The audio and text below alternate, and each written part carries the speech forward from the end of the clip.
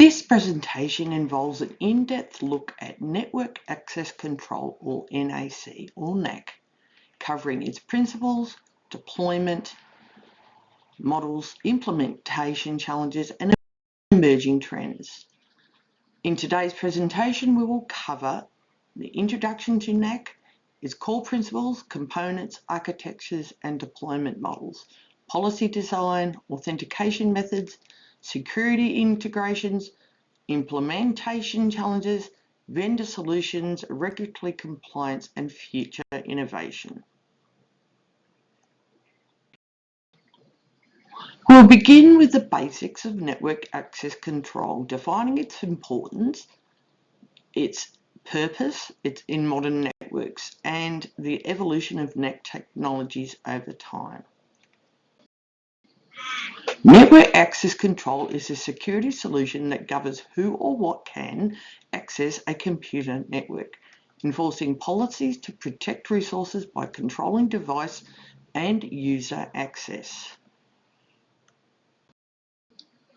The importance of network access control is critical for safeguarding networks against unauthorized access, especially with the rise of mobile devices, Internet of Things, and remote work environments that increase exposure to threats.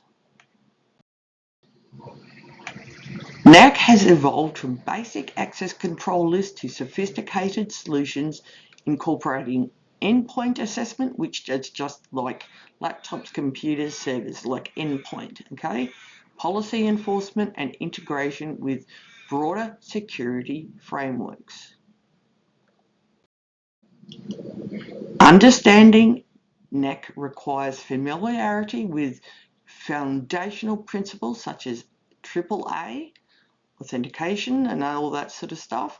And I'm going to go into AAA more in another presentation. So I just want to go over it briefly here. And the key components including policies, enforcement mechanisms, and agents that work together to secure network access.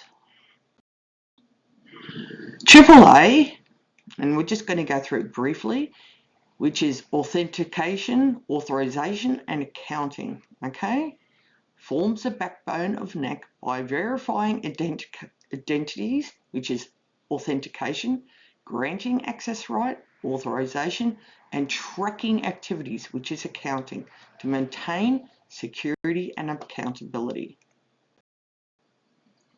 NAC relies on well-defined access policies, enforcement points such as switches or firewalls, and agents installed on endpoints or agentless techniques to validate compliance. Effective NAC solutions integrate seamlessly with existing network devices, enabling enforcement of access policies directly through switches, firewalls, and wireless access points. The following section explores NAC architectures, comparing deployment models such as in-brand versus out-of-brand and agent-based versus agentless approaches. In-band NAC effectively intercepts and controls traffic, whereas out-of-band NAC monitors and enforces policies without directly affecting traffic flow, each with unique advantages. Agent-based NACs require software on endpoints for compliance checks, while agentless solutions rely on network scanning and profiling, offering varying deployment and management considerations.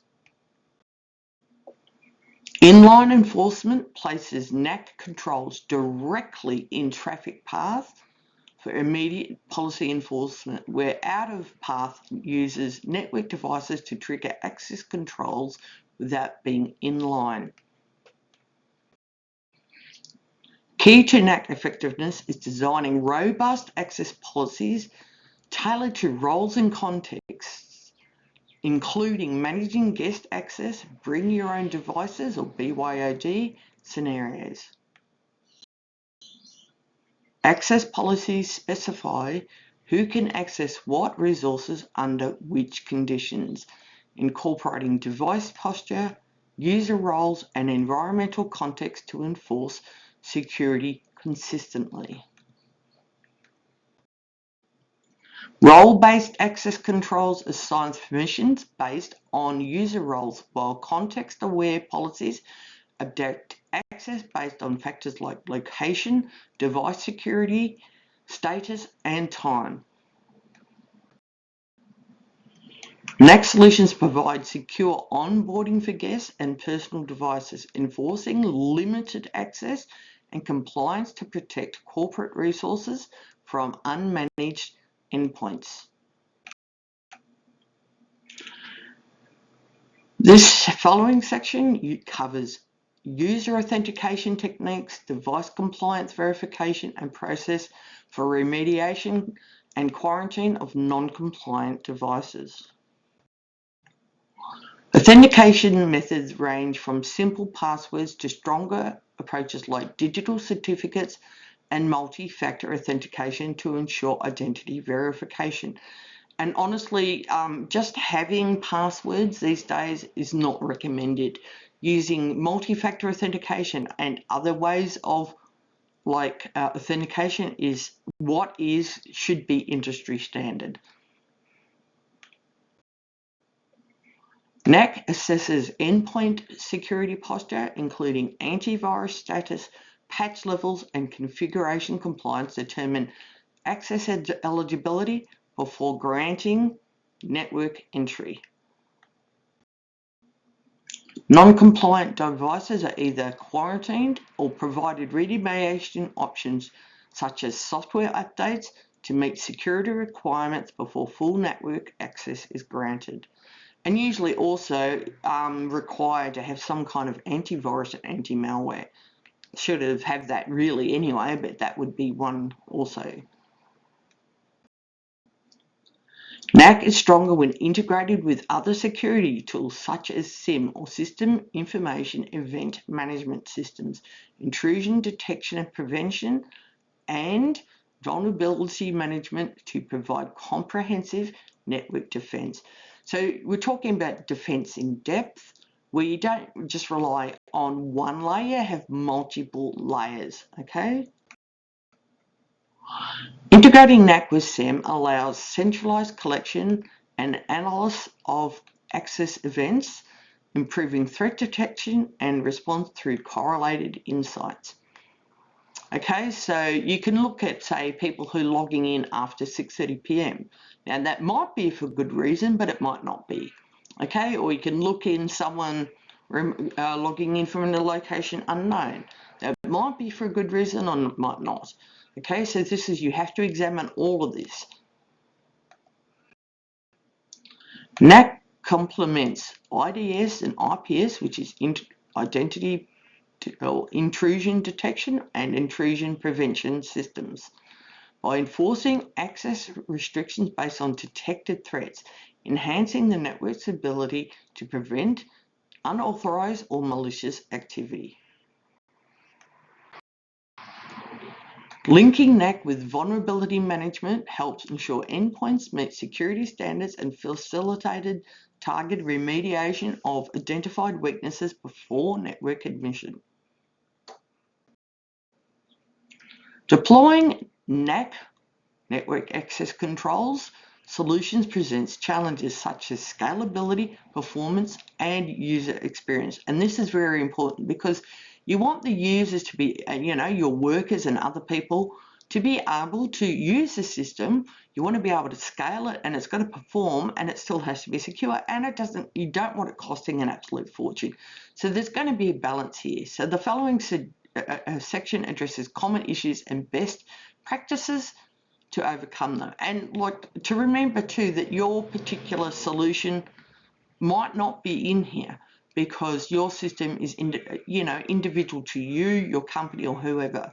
Okay, and this is where you would get someone to come in and consult and talk about usually customer data, personal information, financial information is the most important thing. Okay, you do not want that sort of information spread out all over the place. You do not want to be held up for ransomware. You do not want, like malicious software, people taking company secrets. So you've got to look at what's most important to you and what's the most thing we should be looking at prioritizing the most, and then work down the list.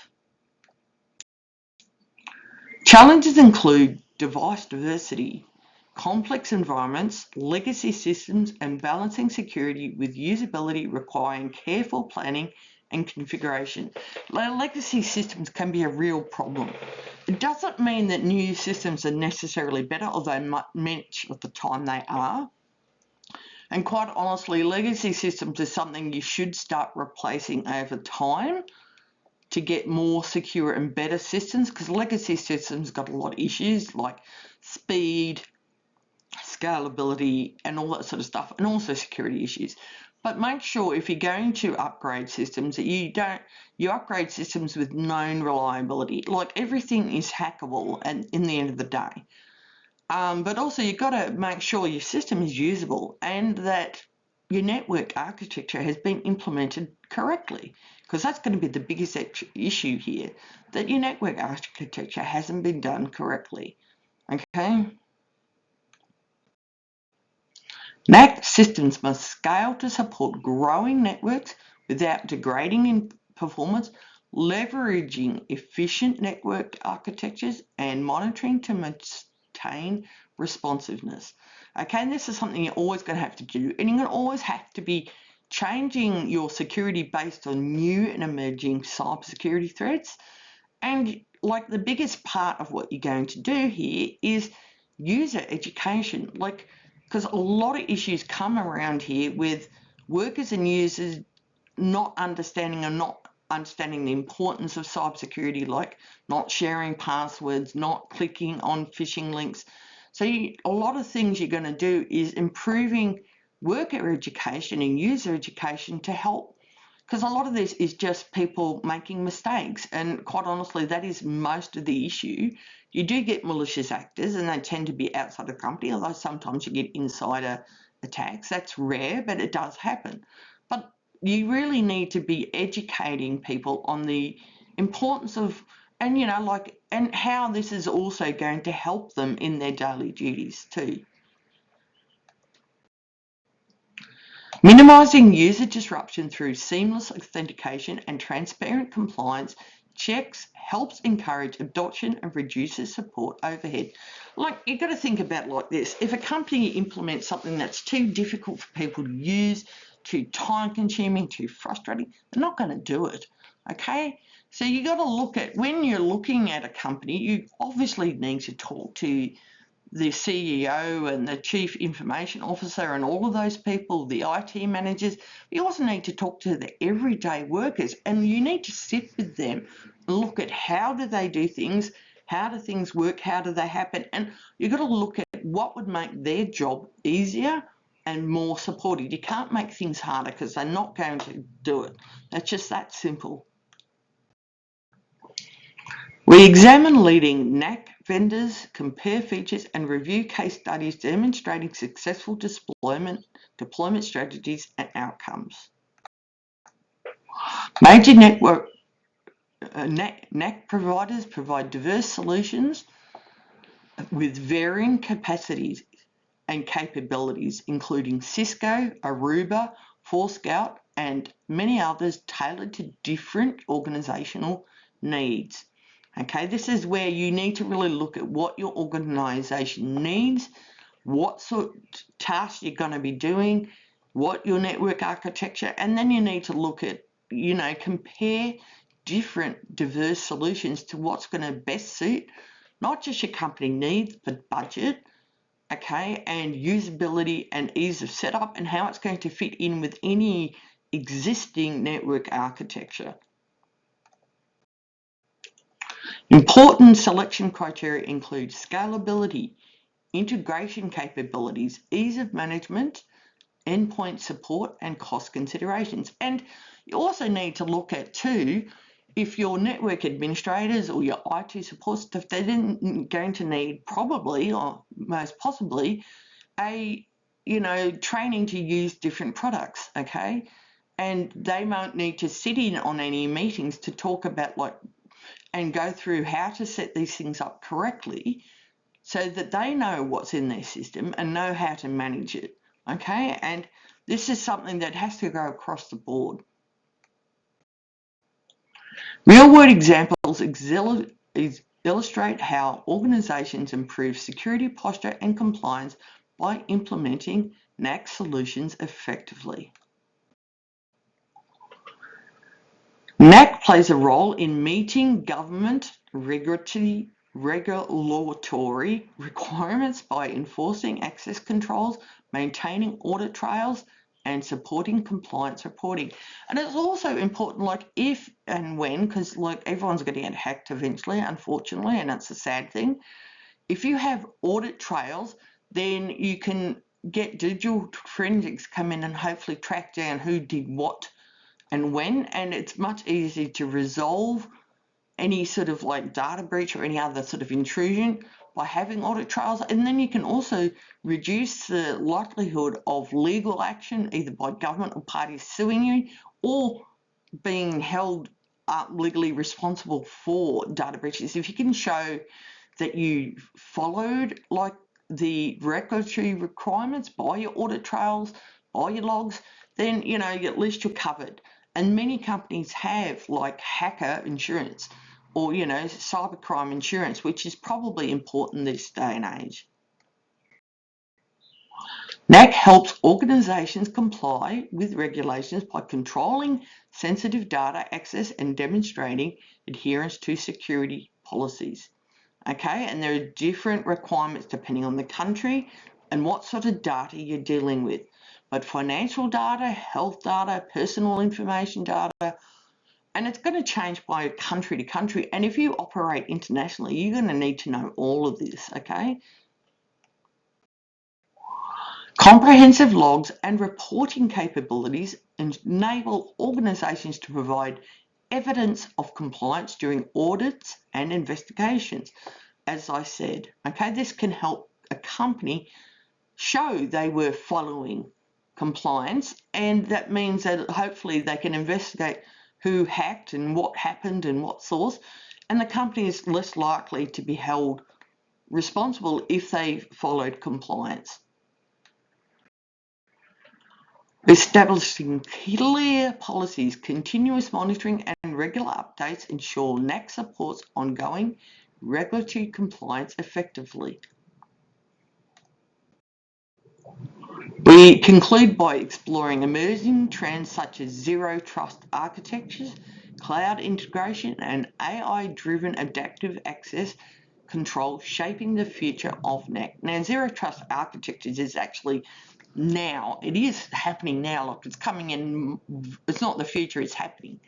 And that's a thing we'll cover in a different area, not here, but it is really important. AI can help, but you really do need humans monitoring with AI. You can't just get AI to do all of it. Humans plus AI can really be beneficial. Zero trust principles, which assume no implicit trust, are driving NAC towards continuous verification, dynamic policy enforcement for enhanced security. Okay, so there's no trust. You don't trust anything with zero trust. Okay, so continuous verification for all network access requests. And if you change from one area to another, you should have to re-enter all your details and get new verification of who you are and make sure you do have access to this different area. As organisations adopt cloud and hybrid infrastructures, NAC solutions are evolving to secure access across diverse and distributed resources. And there are many, many cloud security resources, so that is something, depending on what type of cloud and who you use and you set up, you should really investigate with them what security solutions are going to work for you that are not going to impose on user performance, the performance of the system, not going to cost too much, and all that sort of stuff, okay?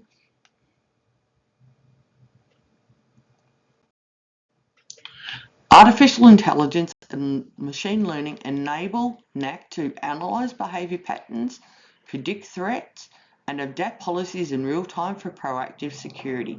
And again, you really need to have also humans in this picture as well. So in conclusion, network access control is essential for securing modern networks through effective policy enforcement, integration with security tools, and adaptability to evolved threats and environments. Thank you for your time.